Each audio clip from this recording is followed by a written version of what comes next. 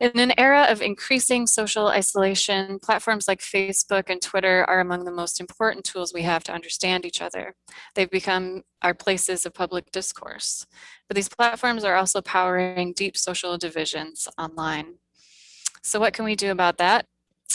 Christopher Bale is a professor of sociology and public policy at Duke University, where he directs the Polarization Lab, examining fundamental questions of social psychology, extremism, and political polarization using social media data, bots, and the latest advances in machine learning. Bale is the recipient of Guggenheim and Carnegie Fellowships. His research appears in top journals such as Science, the Proceedings of the National Academy of Sciences, and the American Sociological Review. His book, Terrified, How Anti-Muslim Fringe Organizations Became Mainstream, was published in 2014 and received 3 awards and resulted in an invitation to address the 2016 Democratic National Convention.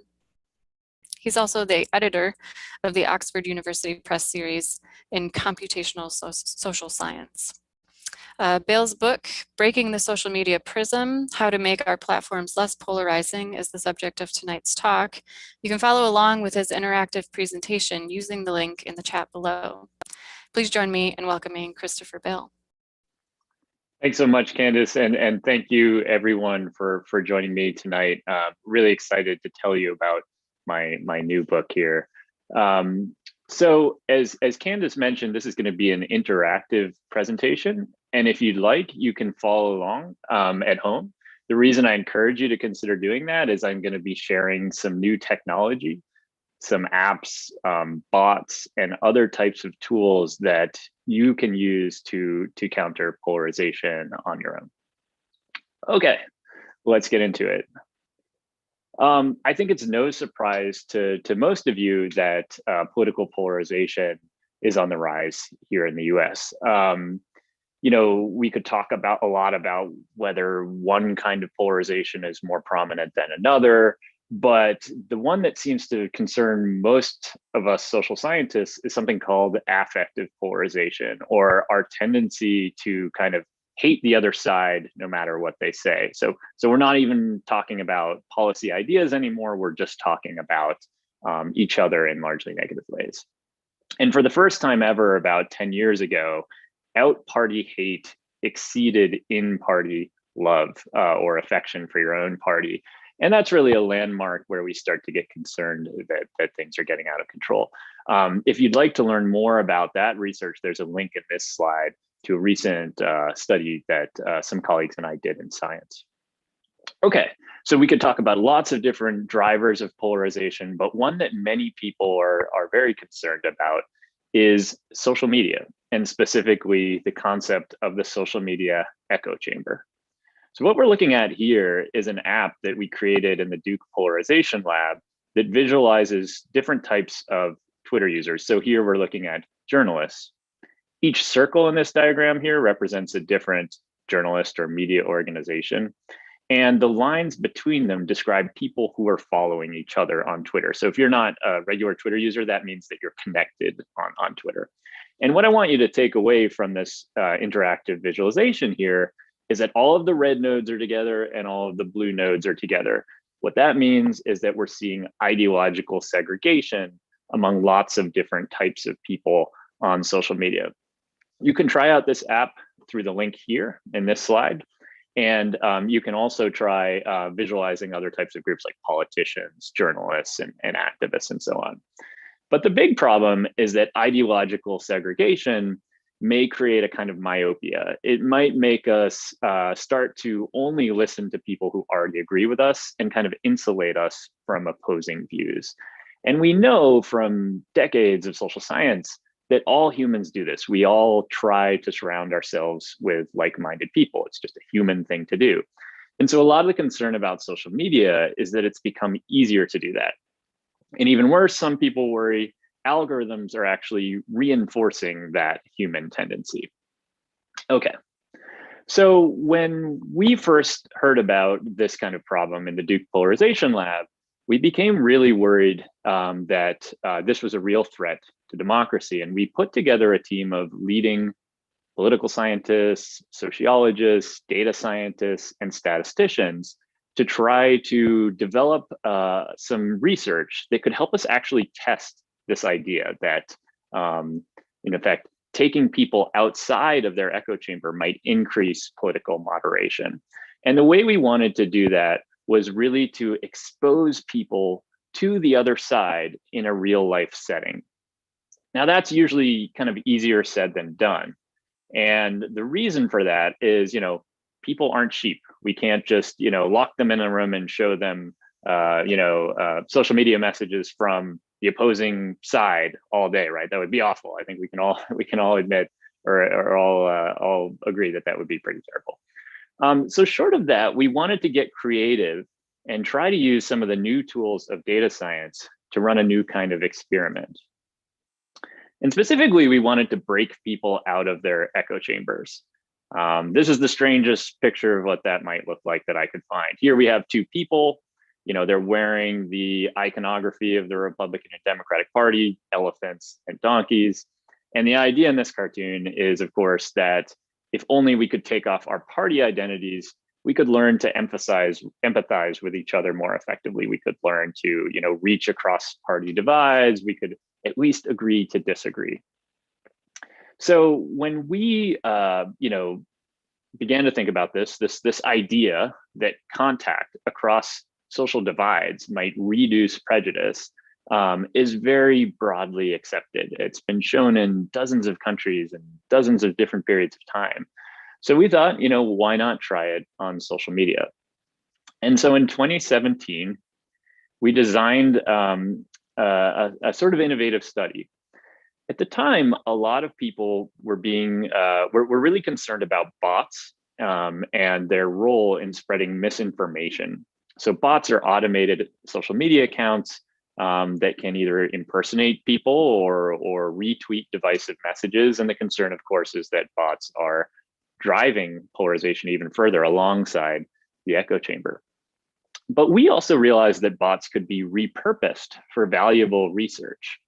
And we wanted to use bots to try to take people outside their echo chamber.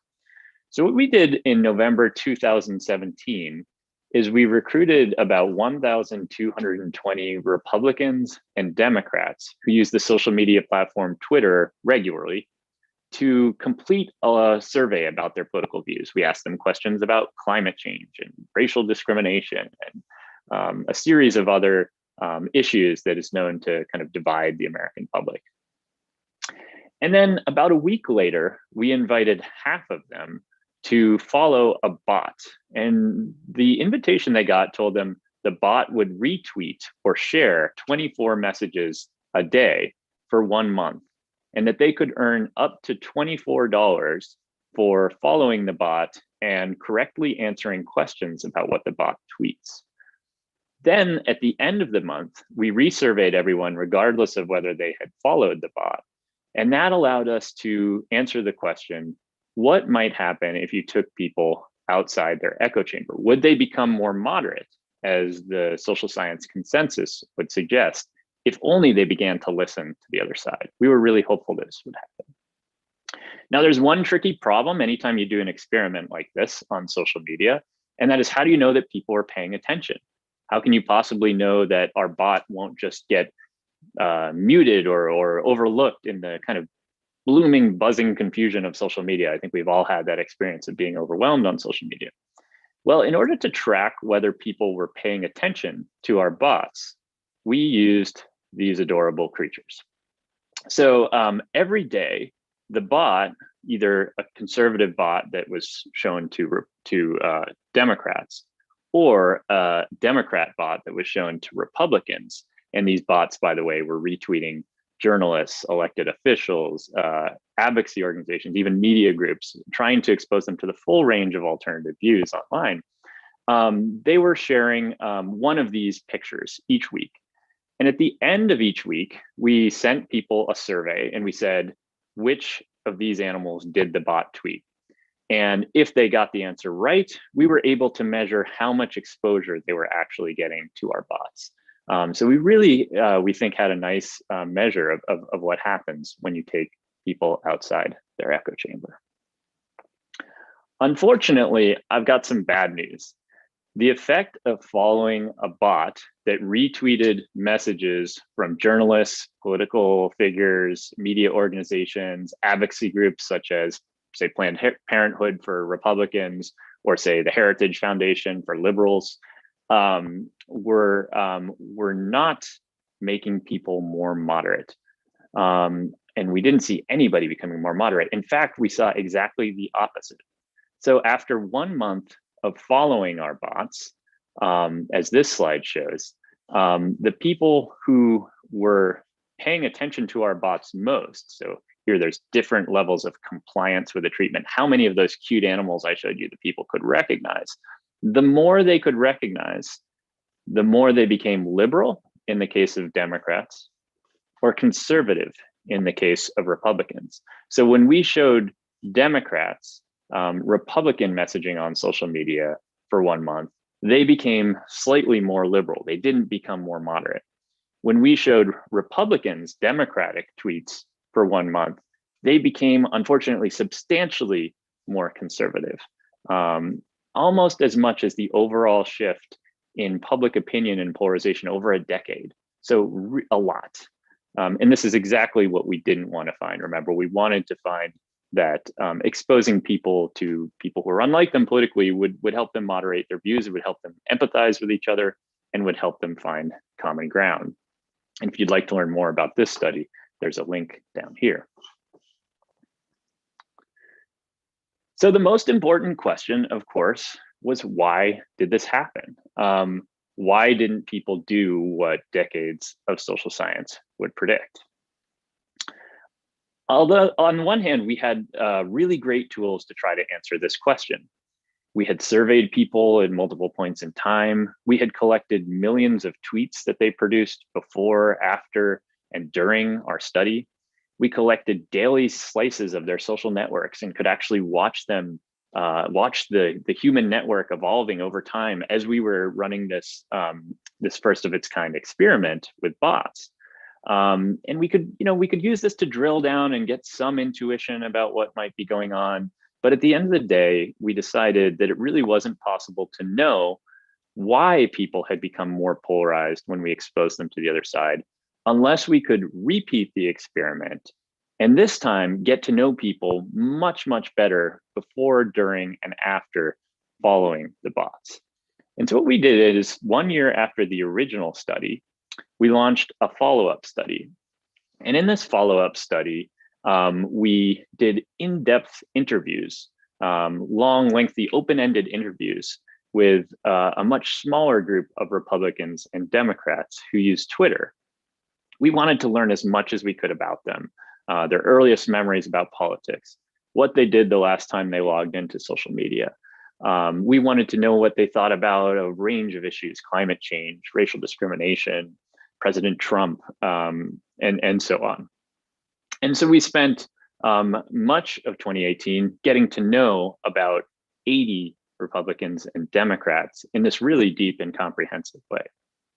Then we paid half of them to follow the bots again, and then we interviewed them again to try to get some insight about what actually happened when they followed the bots.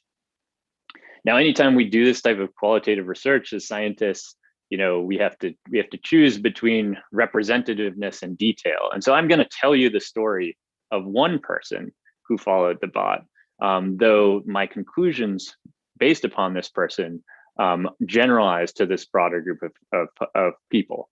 In other words, this person exemplifies what tends to happen when you take people outside their echo chamber. And the person I want to tell you a story about is a woman named, who I'll call Patty. I'm using a pseudonym here to protect her privacy and confidentiality. So Patty is a 63-year-old woman who lives in a town in upstate New York where the kind of industry has gone. She and her husband worked on a farm and later had to retire because of a medical emergency, and medical bills put them in a really tough spot. Now, Patty has never been that into politics. She nominally identifies as a Democrat. like many people in upstate New York. But on the other hand, she doesn't really have much love for liberal media either. So she really doesn't like Fox News. When we first met her, she found it very polarizing. And at the same time, she didn't like CNN either. She would say, well, CNN does it too. And most of the time, as we began to talk to Patty and meet her, and also importantly, we were able to observe her online and offline. We discovered that really Patty is the type of person who tries to avoid politics whenever she can. Now, one thing that's a little unusual about Patty is even though she identified with the Democratic Party, she actually had some conservative views. And this is actually true of most Americans. Most Americans don't neatly line up with either the Republican Party or the Democratic Party.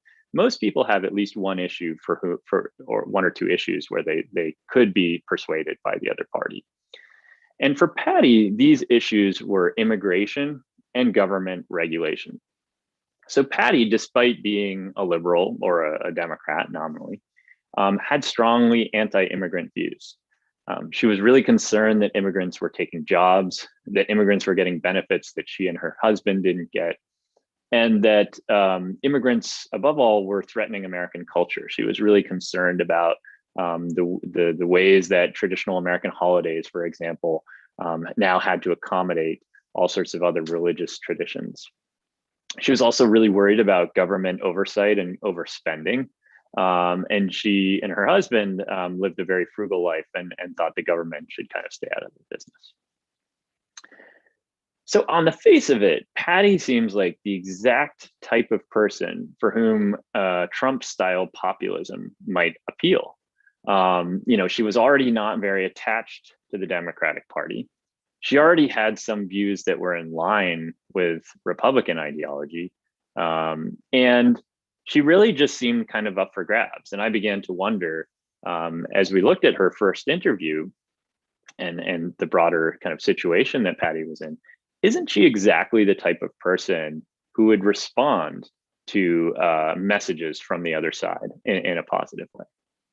And so when we began to slowly turn up the number of messages from Republicans in her Twitter feed each day, we were really interested to see what was going to happen.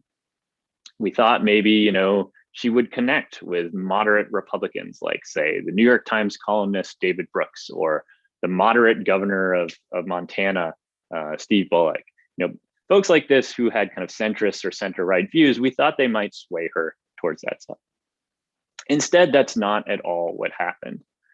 Stepping outside an echo chamber for someone like Patty does not kind of expose you to a greater set of ideas, we learned, a better competition of ideas, if you will. Instead, we learned that it creates a competition of our identities. So when we step outside our echo chambers, even though we might see a broad spectrum of alternative views, and we tried to capture that broad spectrum through some methodological innovations, we tend to focus on the most extreme elements of the ideological continuum. So for Patty, this meant really divisive politicians like Ted Cruz and others who kind of lobbed ad hominem or uncivil insults at Democrats. And what this did for Patty is it actually activated her sense of liberal identity. She learned new ways to kind of defend and protect her identity. For the first time ever, she began posting about politics, and she began getting in arguments with Republicans. And so as this kind of story shows, we want to think about social media as a public sphere. We want to think about it as a place where rational deliberation can occur. People like Facebook's CEO, Mark Zuckerberg, or Twitter's CEO, Jack Dorsey, regularly talk about how social media should be a place where ideas compete, where we compete for better reasons in argument. But clearly, that's not what's going on. And what we learned in the course of this research is we kind of sort of been thinking about social media in profoundly the wrong way. We think of social media as a place we go to get information or maybe entertain ourselves for a few minutes, but really it's a tool that we use to construct our identities, especially our political identities, but all sorts of identities. So social scientists like me have known for a century or more that people, what makes us human is that we tend to experiment with our identities. Each day, whether we know it or not, we tend to present different versions of ourselves, observe how other people react to those versions of ourselves, and then cultivate the identities that give us a sense of status or make us feel good about ourselves. And we do this each day until we kind of hone in on the identity that works for us. So before social media, we were somewhat constrained in what types of self-presentations we could use. We could, for example, maybe emphasize some parts of our identity a little more than other, but we couldn't escape things like our gender or our age or maybe our race. But on social media, we can really be almost anybody we want to be. We can be, in many cases, fully anonymous. We can, at the very least, selectively share what we think, selectively share different parts of ourselves. And this gives us much more flexibility to experiment on our identities. Then social media also gives us powerful new tools for tracking how other people react to these identities. We have follower accounts, like buttons, and other automated means to do what we already know is all too human to do, to monitor our social environment for cues of what make other people like us. So the problem is that we are, of course, very bad at doing this. We are very bad at monitoring our social environment for cues about which identities are working, and we tend to misjudge the way that other people think about us. And that has enormous complications for American democracy and really democracy around the world if we continue in the same direction. We need to, in other words, begin to think of social media as a kind of social learning, that we are using social media not to argue or seek better information, but really to learn what makes us successful people, learn what makes other people like us, and we get trapped in a kind of feedback cycle where we will begin to cultivate, our research showed, those identities that make us feel good about ourselves to really problematic degrees. So one example that I like to share is this example from Twitter. So prolific tweeters about politics make up about 6% of the population on Twitter, but they account for a stunning 73% of tweets mentioning politics. So what this does is it gives us the perception that extreme people, who our research shows are primarily out to gain social status because they are social outcasts in their offline lives, we begin to confuse those extremists as normal or moderate members of the other side. And that has a number of really difficult and problematic extensions for the rest of us. So what I call the social media prism refers to the tendency for social media to embolden status-seeking extremists who often desire and seek status on social media precisely because they can't get it in their offline lives. So in the book, you'll see the story of an extremist named Ray. And Ray is Dr. Jekyll turning into Mr. Hyde. It's amazing. When we first met him, he was one of the most polite, deferential people in our study.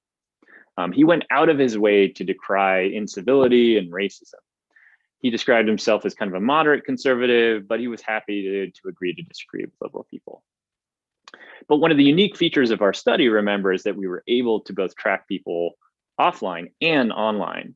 So when we went to link Ray's Twitter data, we discovered that he was one of the most vile and prolific trolls on the internet. He dispatched an average of 20 anti-liberal memes each day, racist memes, misogynist memes, really some of the most revolting content on the internet. And that might mean something coming from someone like me who's studied extremism on social media for 10 years. So the question is, how does someone who is so extreme online, maintain this completely different personality offline. And the story we learned is that, Ray feels like a social outcast. He is a political minority in his offline life. He works in an industry that has mostly liberals. And he's a divorced middle-aged man who lives with his mom. So the problem of people like Ray, of course, is that they come to represent genuinely moderate people on the other side. We are all much more likely to encounter a Ray than a moderate each time we log onto social media and encounter someone on the other side. So one thing that the social media Prism does is give status-seeking extremists incentive to be more extreme. But the other thing that it does is that it mutes moderates. So if you take away one message from the talk tonight, I'd love for you to take away the idea that moderates are almost invisible on social media. So remember that 73% of the tweets about politics are created by about 6% of Twitter users, but that 6% of Twitter users has extremely radical views. This leaves us with the impression that everybody is radical and that everything is hopeless and that moderates don't exist. But we found moderates in our research. We found moderates like a young conservative woman who went to a liberal arts college, Ivy League college, in fact, and read the New York Times, even if she didn't always agree with it. A half Puerto Rican woman whose father was a police officer and had complicated attitudes towards things like race and policing for these reasons. And one night online was endorsing an NRA post to the National Rifle Association, the advocacy organization. And promptly another user saw that she had children by looking at her newsfeed and said that they hoped her children found her gun and shot her.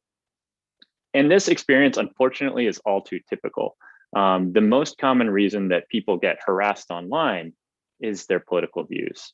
And so, when we think about why everyone seems so extreme on social media, one of the main reasons is that there's no incentives for moderates to talk about politics. They might get harassed. And it might not be a stranger. It might be a family member, an uncle, or an overbearing in-law that would make, say, Thanksgiving dinner very awkward if politics came up on social media. And for a variety of other reasons, including general apathy and concern for their profession or their family life, a lot of moderate people simply don't engage online. Unlike the status-seeking extremists who are social outcasts, moderates really have nothing to gain from social media. So the social media Prism, I think, is one of the most powerful sources of political polarization on our platforms today. And it's really daunting to think about solutions. How can we possibly fight against the human instinct to cultivate identities that protect our sense of self, often at the expense of others? And isn't it inevitable that because social media companies are designing algorithms that encourage those human instincts, that we can't get out of this problem? Well, I'm here to tell you that I think we can. I am cautiously optimistic that we can reverse course. And here's why. If we look at all of the common explanations of why people get polarized on social media, there's really three. We already talked about one of them, the echo chamber. And unfortunately, our research and that of other labs has shown that the stepping outside your echo chamber could make you more polarized, not less. But there's other ideas out there. Earlier, I mentioned foreign misinformation campaigns. And many of you might be thinking that countries like Russia launched very large-scale attacks on the US and succeeded in impersonating Americans and playing us off against each other. And that's why we got so divided.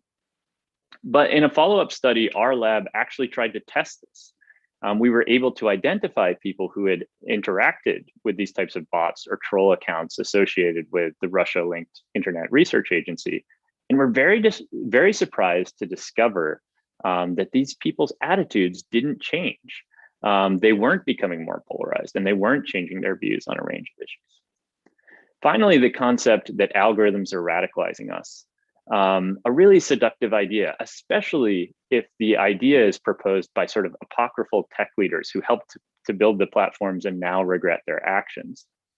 But unfortunately, there's just not that much evidence that we could go deep inside Facebook's source code and flip a switch and turn down the radicalization. In fact, there's very little evidence that radicalization is happening. Now, we need more research. We need better cooperation from social media platforms to do the studies. But the best evidence out there suggests that radicalization via algorithms happens to well under 1.9% of people, and maybe as few as 1 in 100,000. So the implication is that there are no easy fixes from social media platforms. They can't simply take us out of our echo chambers. They can't simply do a better job against foreign misinformation campaigns, or they can't simply change their algorithms. Even if they were to be able to do all these things, which is easier said than done, my belief is that this would actually have a small effect on political polarization, that we could create much broader impact if we actually changed our behavior online, if we learned to become more reflective social media users, learned to see the social media prism and understand how it shapes our behavior and distorts our understanding of the political landscape, and to begin to boost moderation and create new incentives for moderates to express their views about politics on social media. And so one of the kind of unique opportunities we thought we had as a group of data scientists, computer scientists, and social scientists is to go beyond simply diagnosing the problem, but actually to give readers the tools they need to do this. And so if you go to polarizationlab.com, you'll see this page, Our Tools. And here you'll see a series of apps, quizzes, and bots that are designed to help you do a few different things. First, you can learn how to avoid extremists. You can learn how to avoid people like Ray, the Dr. Jekyll and Mr. Hyde character that I spoke about earlier. This tool, for example, allows you to input characteristics of a social media user and get a prediction from our research about the likelihood that this person is a political extremist who might not be worth engaging with. It also teaches you the languages that extremists use by tracking trends in extremists who we've studied over years. Second, we want to create some introspection among social media users themselves. So this app allows you to put in your Twitter handle and get a measurement of how your tweets represent you in the ideological spectrum. Do your tweets, are your tweets very liberal, or are they very conservative, or are you in the middle? Why might you want to do this?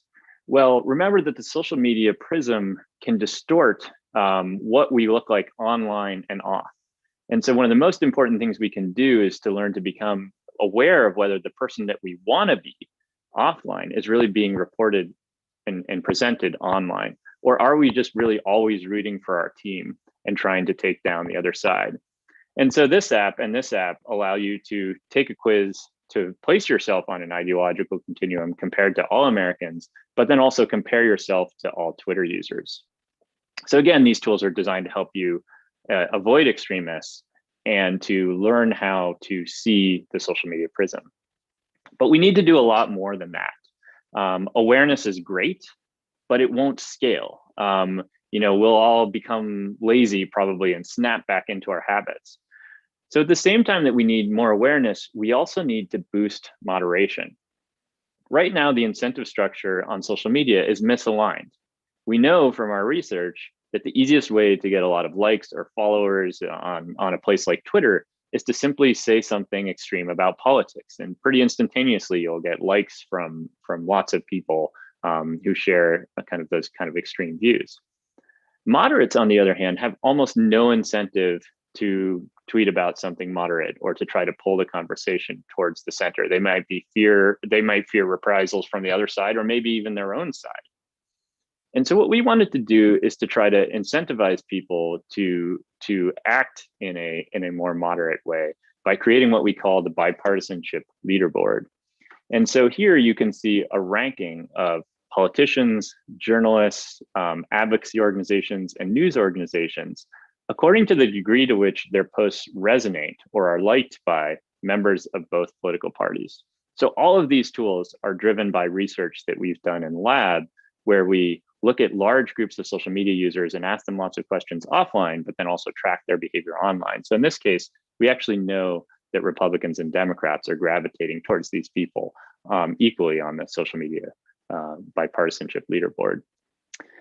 We've also created bots that retweet the messages of leaders on the bipartisanship leaderboard, and you can learn more about them here. You can find issues where Republicans and Democrats are expressing similar sentiment about different types of topics on social media using this tool. And you can learn more about your own echo chamber, how strong it is, or where you fall in the ideological continuum by using this tool. And this is the tool I showed you earlier when I began the presentation, that allows you to explore the echo chamber of prominent politicians, journalists, and media organizations, and so on. So we need bottom-up solutions, and I want to empower people to feel like we have, if we want to, the capacity to change things. And I want to stress that I don't think everyone should feel obligated to reach across the aisle. There are many people for whom reaching across the aisle is not palatable right now. We need to answer serious questions about how we can resolve any number of questions that really seem like a bridge too far. The question I think that all of us need to grapple with is, what do most people want?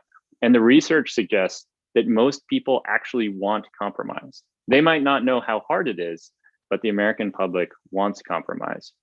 And so for those people, we wanted to create resources to help them find common ground. But bottom-up solutions alone won't solve the problem. I also think we need to consider new top-down solutions. We need to ask bold questions about how the design of social media shapes our behavior and creates incentives for either radicalization or moderation. Now, that's easier said than done. In the wake of experiments like those that resulted in the Cambridge Analytica affair, where a political consulting firm used Facebook data to micro-target people in political campaigns, Facebook and many other social media platforms have become very wary of academic research on their platforms. And we simply can't do the type of experiments that we might like to do to figure out how core design principles of social media shape our behavior and create this distorting effect that I call the social media prism. So in our lab, we decided to create our own social media platform for scientific research. We gave it a very generic name, Discuss It, and we surveyed a lot of people before they used Discuss It, asked them a lot of questions about their views. And then we invited half of them to help us, quote, test a new social media platform. We gave it this kind of generic name because we didn't only want to attract people who were, say, interested in talking about politics.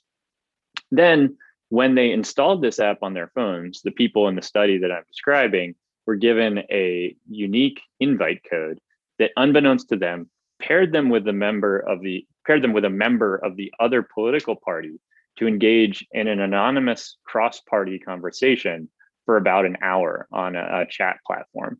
Now, we asked them to talk about one of two divisive topics, either immigration or gun control.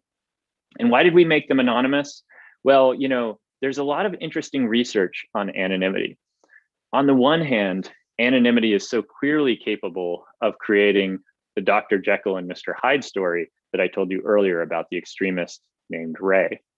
On the other hand, if identity is a key driver of our behavior on social media, anonymity also has the feature of taking identity out of the equation. Research indicates it might make us focus more on the content of people's ideas rather than the identities of the people who are delivering them. And maybe, just maybe, anonymous conversation could be a way forward on a new social media platform where we're all not out to get each other. And so for 1 week, we watched people, about 1,000 Republicans and Democrats, use our app. We rolled out the study all over the country, and were able to watch in real time what people were talking about, who was paired with who. We had control over that too. We were able to run precisely the type of experiments that we couldn't run on Facebook on our platform. And the really exciting result of this research is that anonymous conversations depolarize people. We found that a simple 1-hour conversation with a member of the other party on our social media platform, even though people had no incentive to compromise or agree, we weren't going to pay them more if they agreed, or they weren't told that the goal was to agree. A simple conversation resulted in a substantially lower polarization index, which we created by measuring a lot of their different views together. Now, one thing that's particularly interesting to me is that the power of these anonymous conversations was even stronger for Republicans. If you remember our first study, the study where we paid people to follow bots that exposed them to the other side, I told you that liberals became a little more liberal when they followed a Republican bot, but Republicans became much more Republican when they followed the liberal bot. So here in this follow-up study, we actually found that anonymous conversations were making Republicans depolarize more, which was great news to the extent that our initial experiment had made things worse. And one interpretation of that is that many Republicans feel uncomfortable publicly disagreeing with their party, that the strength of the Republican identity is so strong that it's difficult, if not impossible, on social media to put out alternative views. And so we hope that not only anonymous conversation, but the many other studies that we plan to run in the Polarization Lab in the coming years will help us get to the bottom and ask questions like, if we could redesign social media from scratch, how could we design for the best parts of human behavior? How could we make our platforms designed for social cohesion? We've never asked this question. Instead, we've been content to rely upon platforms that were originally designed for banal or even sophomoric purposes. Consider Facebook, which was designed to help Harvard undergraduates judge each other's physical attractiveness.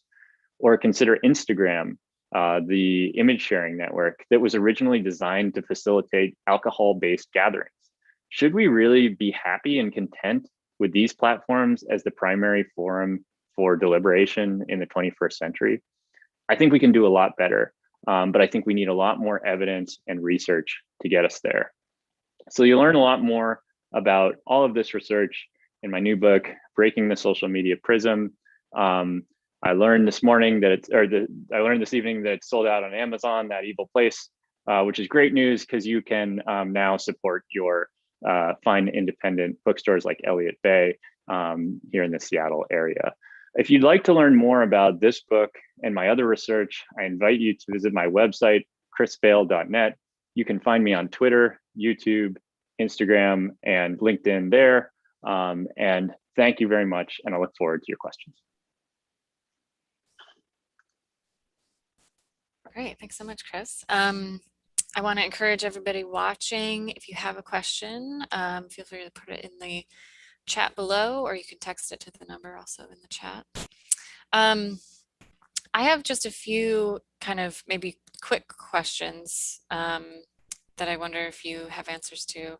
Do you have any data on how like what percentage of the population actually even uses social media regularly? Sure.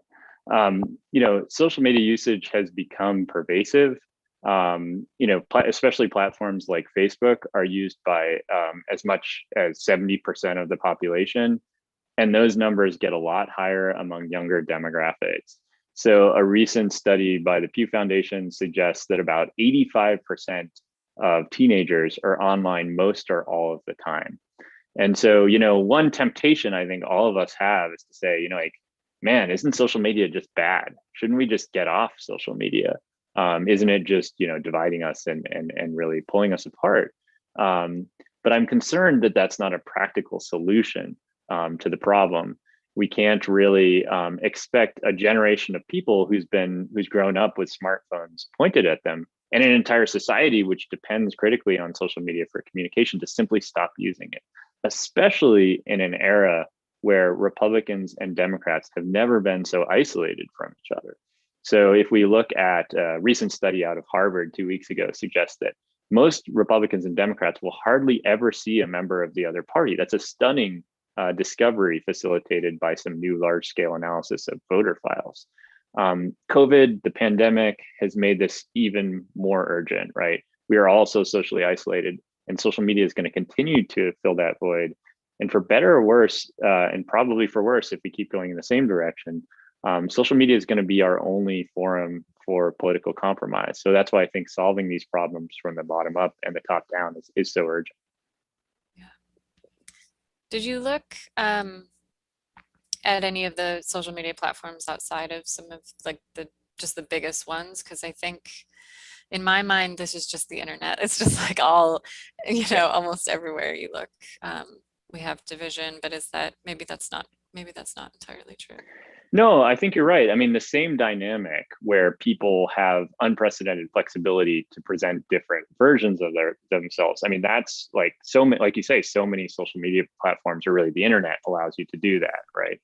I think though there are probably differences across platforms. Though a lot of our research was on Twitter, we did study Facebook users in detail and ask people questions about how they behave on different platforms. And there's really interesting questions that we just need more research on there. So one example is the somewhat new viral video sharing platform TikTok, which some people in the audience may remember was responsible for organizing one of the protests against the Trump rally. Now, if you never used TikTok, it's this very strange platform where you see a video and you scroll, and then you see another video. And so what's unusual about the platform is that it learns from your behavior. So if you are scrolling a lot, it's going to show you much different things. And if you watch, it's going to show you more of the thing that you're watching. And so what's interesting is when you think about politics here, like what are you going to watch about politics? If you're seeing your side, reflected, well, I already know, if you're a liberal, I already know who Joe Biden is, or if you're a Republican, I already know who Trump is. I don't really care what this person saying about Trump on TikTok. But this might, if you are unfamiliar with the other side, you might be curious and start kind of watching the other side's videos, and by virtue of that, get served more and more of these videos. And that's an example of a dynamic that we just don't understand yet. I mean, again, if we're optimizing for engagement instead of moderation, what we need to do instead of optimizing for engagement, measuring whether people engage and then giving people more of it, what I think we need to optimize for is people whose posts appeal to broad groups of people. It doesn't even need to be about politics. Imagine a social media where your feed, the order in which messages you receive, was ordered according to what the broadest and most diverse group of people found important or interesting.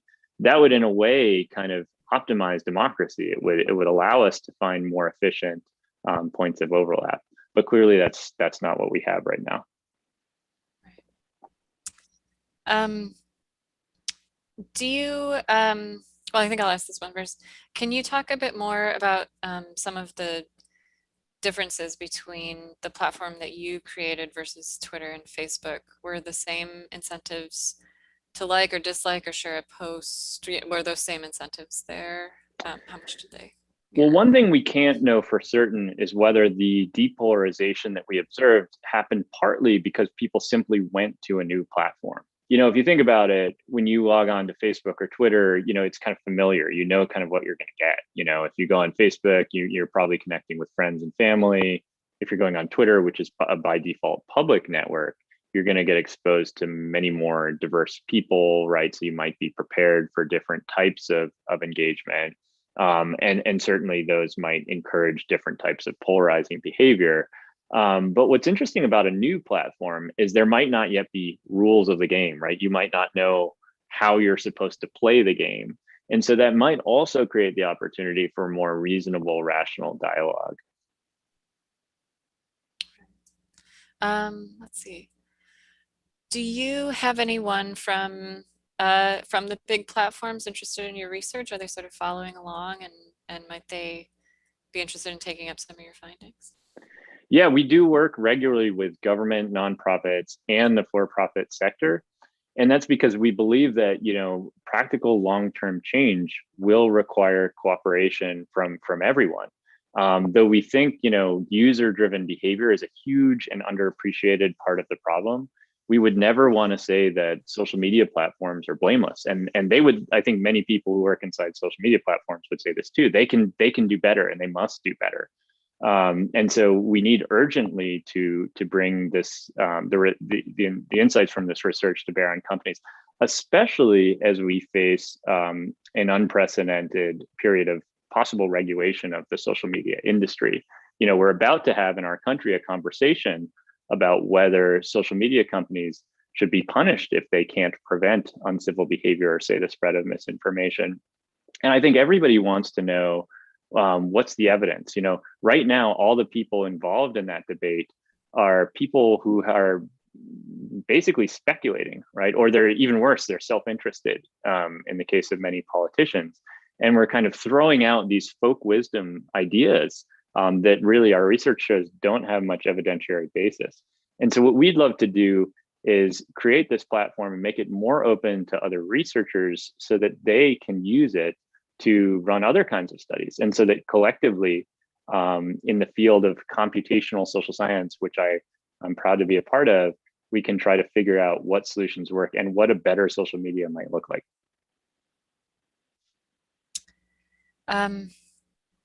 One of the problems seems to be people's misunderstanding of social media,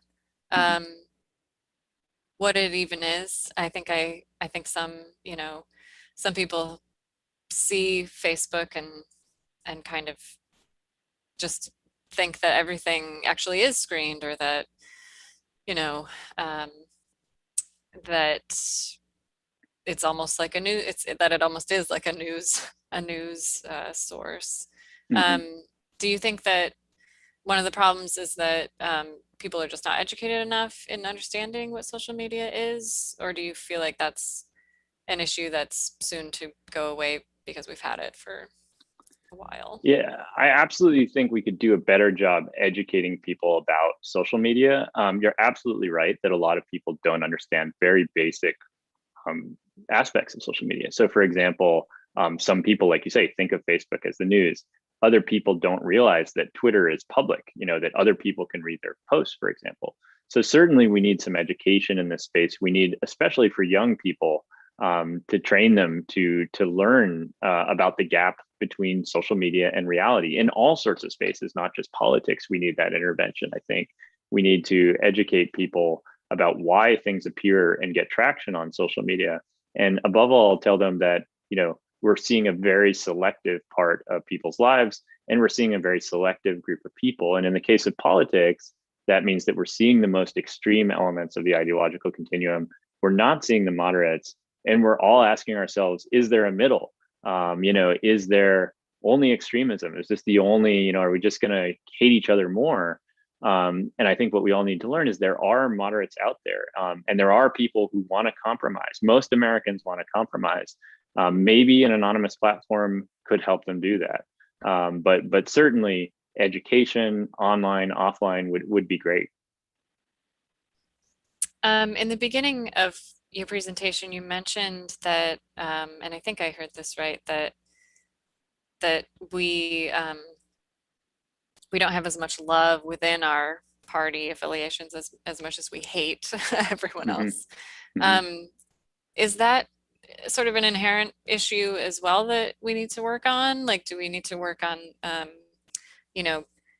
building or reforming our own affiliations and making those stronger, or is that kind of working against what we're trying to solve here? Yeah, I think that's a great question. The heart of the matter is, who are we going to be as a people? We are hating each other more than ever, and we are hating the other side more than we love our own side, and those are really troubling developments. But one thing that I'm pretty sure won't work is to try to fight the other side into accepting our position. Like, identities aren't things that we can easily change. One of the strange and kind of mystical things about social science is that often attempts to shape human behavior have completely unintended consequences. We might, in trying to persuade people, we might make them double down on their pre-existing views, or they might just not care.